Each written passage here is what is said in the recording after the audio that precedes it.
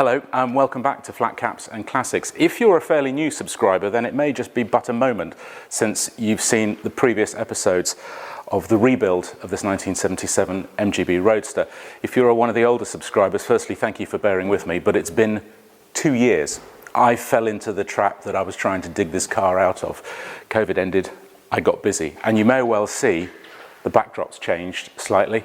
I've started a classic car business called Pipe Dreams Classics. Predominantly we store and we transport classics all over the UK and hopefully further afield. It's a fairly young business, but as you can see I've been quite busy, so this dear old MGB has rather taken a back seat. That being said, I have been doing a few bits and pieces on the way. It has been to the body shop, so you can see the wings are on. Unfortunately, I won't go into too much detail, but let's just say it needs to go back for another repaint. I won't bore you with the details, but these wings are going to come off, the car's going to be flatted and repainted because I'm just really not happy with the finish. But in the last video, we were breathtakingly close to getting this young lady going for good, and hopefully that will be the case today. I say hopefully because in the 2 years I've been doing little bits and pieces to the car, as the bodywork notwithstanding. There have been a few bits and pieces, and one of the main things I've been doing is trying to sort out what I need and what the car already has. As it turns out, the car needs a lot more parts that at the time I didn't have. So I came up with an idea and I started looking, and I thought what I need is actually not to go and buy all the pieces new. That would be really, really expensive. Yes, it would be lovely to do, but it would be really very expensive. What I needed was a donor car. You try and find an MGB rubber bumper Roadster in good working condition that can act as a donor car. Because the thing is, if they're in good working condition, why would you want to break it up? Of course you wouldn't, unless it's been the wrong side of a hedge. And I found it. And here she is. She's terribly sorry looking sight, isn't she? I found this, actually, coincidentally, not a million miles from where I live. And as you can see, she's had a heck of a bump. We've been trying to work out how it could have possibly happened. But the only thing we can think of is that she's been driven very fast in between some bollards and clearly didn't get through. I mean, the headlight is just flattened against the side of the inner wing. It's such that this car can't be put back on the road. It's the old category B. I don't know what the latest inference of that is, but it's not allowed to go back on the road, but it can be broken for parts. It's a 1979 rubber bumper then, B Roadster, 1977 for the green one, 1979 for the orange one. Parts are interchangeable mostly, so that's really good news. And there is so much that I can use from this car.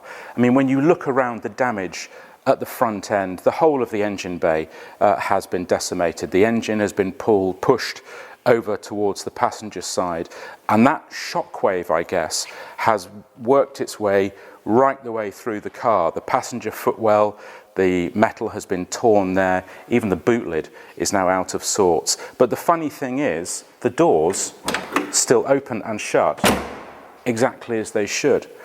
And there is, as I say, a whole raft of bits. It's not just the engine pieces that I can use on the green one.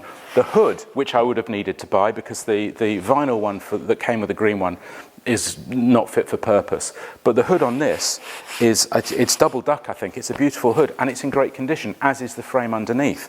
And inside, it's full leather upholstery. The dashboard has got the plastic type wood veneer, or the wood type plastic veneer, I should say, that you can put on. It's really nicely done.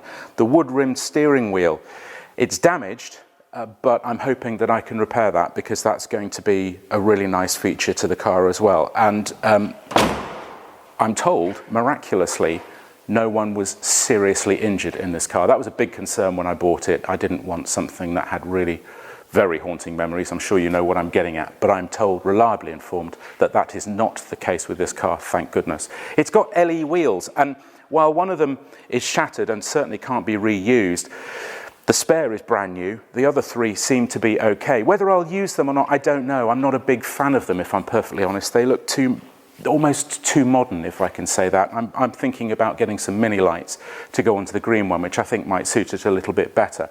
But, as I say, so many other parts that we can use as a donor car for the green one to really finish this build. So what do I want to get done today? Well, as much as possible, frankly. The carburetors on this, as I say, we're very nearly ready to start this car, start the engine, or certainly try and start it. I want to do a compression test before we do, but also these carburetors are very tired. I've not done anything to them except bolt them on. They are very tired looking, and the ones on the donor car I know have only just been, well, only just, before the accident, they had been refurbished, and when you look at them, they're in much better condition. Also, there are parts missing from the centre of the links. There are parts missing from the links of these carburetors. So I could try and find out which parts, I could try and get the parts, but I bought a donor car to use as a donor car. So I think what I want to do first of all is swap these carburetors over. Now these carburetors do differ from the ones on the green one. For example, I mean they're SUs and they look at the same size, but these have got float bowls on as well. The other thing also is that the spacers, it's interesting that the spacers on this one are in between the exhaust and the manifold shield, whereas on the green one they were in between the shield and the carburetors. Now, I'm assuming this car was running perfectly okay. There's no way can't try and start it now anyway. You can see the damage and nothing is secure in here really anymore. So there's no way I'm going to try and start it to find out whether it runs or not, but I'm working on the principle that it ran perfectly okay.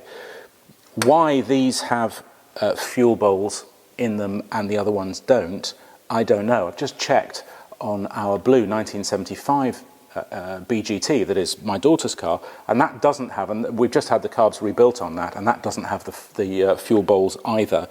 But I'm going to put these on, and maybe you can tell me why. I'm sure there are many of you who know far more about carburetors than I do, so maybe you can send me a message and put in the comments why these would have the fuel bowls. It may just be that it's a later car and they made that improvement to it. I will check. I'm going to put these on, but I will check obviously thoroughly before we try and start the car as to whether it is okay to run the car with it. I can't believe it isn't, but I am going to take these off and just put them on. And I think also looking at this as well, the manifold here, I think I'm going to swap onto the green car as well, because again, it just looks in better condition. It's just such a shame that this car's had such a bump. I managed to get the filter, the air filter off here, even though, as you can see, this area around the inner wing has been really badly damaged, but it hasn't damaged the carburetor itself. It is just where the filter is, and I can get new filters. There we go. Right, there we are. Carbs are off. You can see it's got gasket sealant on there. Now I don't have new gaskets on me. I'm going to put them on without. Please don't shout at me. The worst case scenario is I'll just take them off and put them back on, but the main thing is making sure this car runs. And hopefully these gaskets that are on there at the moment are sufficient enough to make it do so. So this is the carburetor. These are the carburetors that are off. I've now got to take the shield off and the spacers and then transport them onto the new car. Well, it's a couple of weeks later. Time moves on. The weather's turned, and I changed my mind. I've got all new gaskets on there. What's the point in cheating it just to save yourself a couple of days? So the exhaust manifold gaskets are new. Actually, I've replaced all the studs on the head as well. The exhaust manifold studs, they're all new in there. I didn't think you'd just want to spend 3 or 4 minutes watching me tighten a load of bolts up. So the carburetors are in. I've also taken the brake servo off our donor car. That is now plugged in, so we've got all the vacuum ready to go. I've done little things as well, like put the washer jets pump on as well. Just cleaned a few bits and pieces up, stuff that, as I say, you wouldn't want to waste your time watching that sort of thing. But it's all in. I think what we need to do now is get the engine turning over, see if it'll turn over, get it turning over, and do a compression check, and see what condition it's in.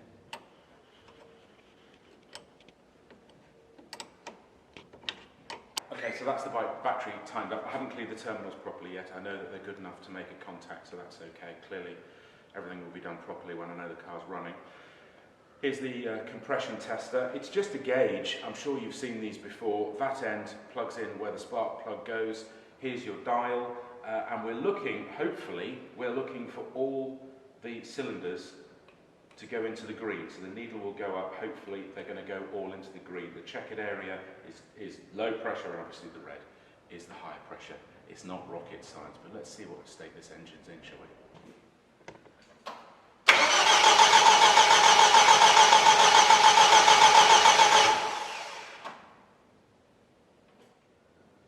That engine sounded really good. I'm really pleased with that. I'm really excited. Okay, we're only on cylinder 1, but what have we got? We've got 130 psi. Yes, 130, nearly 9 bar. It's in the green. The needle's in the green. That cylinder is good to go. Only another 3 left.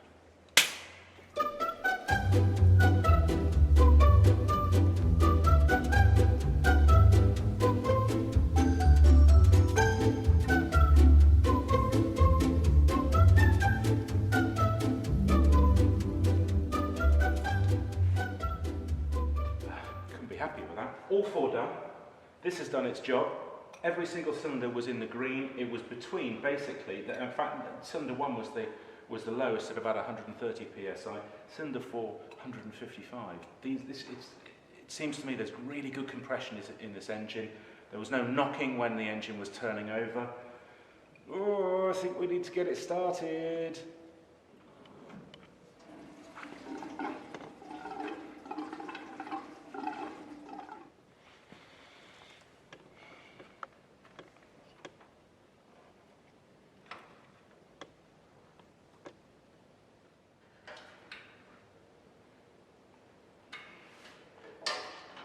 Things are conspiring against us.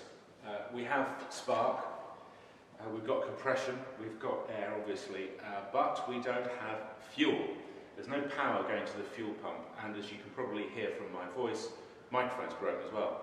It's always a handy thing when you're trying to talk. So I think what we're going to do is leave it here. It's a shorter video than usual, and I'm sorry about that. I'm going to try and find out why we haven't got any. There is power going through part of it. It's a new wiring loom because I put a new loom in. So there's no reason why there should be any faulting with it. The fuse box seems to be working as it is, but I've only got power going part way. So I'm going to investigate that a bit more. I will come back and we'll have another video where we will definitely get this whole girl running for the first time in, what, probably 6 or 7 years now. Thanks, as always, for watching. Please like, subscribe, click the notification bell, and I will see you in the very near future. Until then, cheerio.